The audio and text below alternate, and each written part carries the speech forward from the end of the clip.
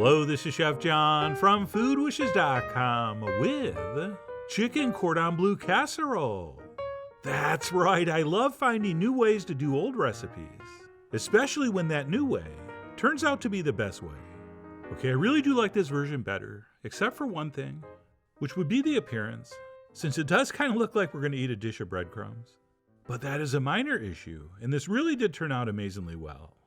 And to get started, let's take a look at the co-stars of the show, which would be some grated Gruyere cheese, as well as any type of ham, preferably smoked. And these are the two ingredients that turn regular chicken into chicken cordon bleu.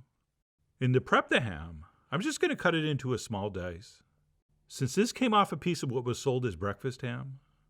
But if you're using thin sliced deli style ham, you can just go ahead and chop it up. It's still going to work perfectly fine. And that's it. Once we have our cheese grated and our ham diced, we'll pop those in the fridge until we need them. And we'll move on to the other key element, a nice crispy topping. And for that, we will take some panko breadcrumbs, which of course are larger and crunchier than regular breadcrumbs. And what we'll do is pour in some melted butter, along with a few grinds of black pepper, plus about a tablespoon or so of freshly grated Parmesan cheese. And please, I beg you, use the real stuff, Parmigiano Reggiano. And once everything's in there, we'll give it a mix until thoroughly combined and the mixture looks like wet sand. At which point we'll set that aside and move on to the star of the show, one large, boneless, skinless chicken breast, which we will cut up into half-inch pieces. And the best way to do that is to cut your chicken into like half-inch strips. And if we start with half-inch strips, once we turn that and slice across every half-inch or so, we should, if everything goes according to plan, end up with something very close to half-inch pieces. And by the way, we're just making an individual portion here with one breast. But this is very easy to scale up. And the only thing that would change would be the size of the baking dish.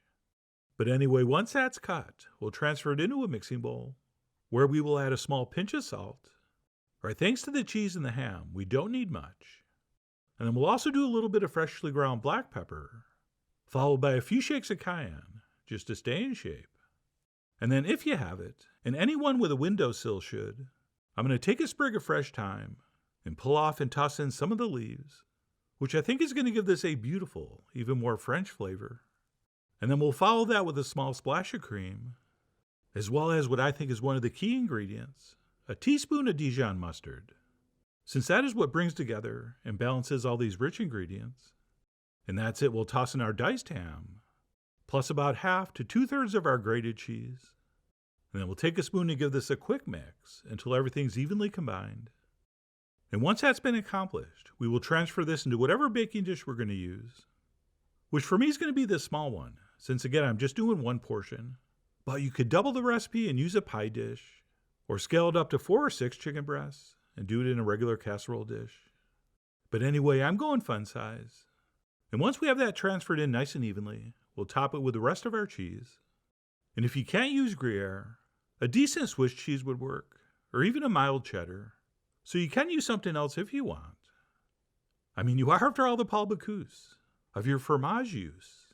But Gruyere is the best, so please try to find it. And then to finish this up, we will transfer over our buttered breadcrumbs. And while we're doing that, if you want to give it the old poka with the tip of the spoon, to gently push some of those crumbs into the chicken, that would be fine. But don't do it too much. We mostly want the breadcrumbs on top. And then once our casserole has been crumbed, we will transfer that onto a foil-lined pan. Since there probably will be drips. And that's it. This is now ready to transfer into the center of a 425-degree oven for about 25 minutes, or until our chicken is cooked through and the top is nicely browned. And it hopefully looks like this. And I guess if you want, you can try to eat this now. But I recommend we let it rest for at least 5 minutes or so, while we put together a nice green salad to serve alongside. So that's what I did. And after that brief rest, I went ahead and served it up. And I went in for the official taste.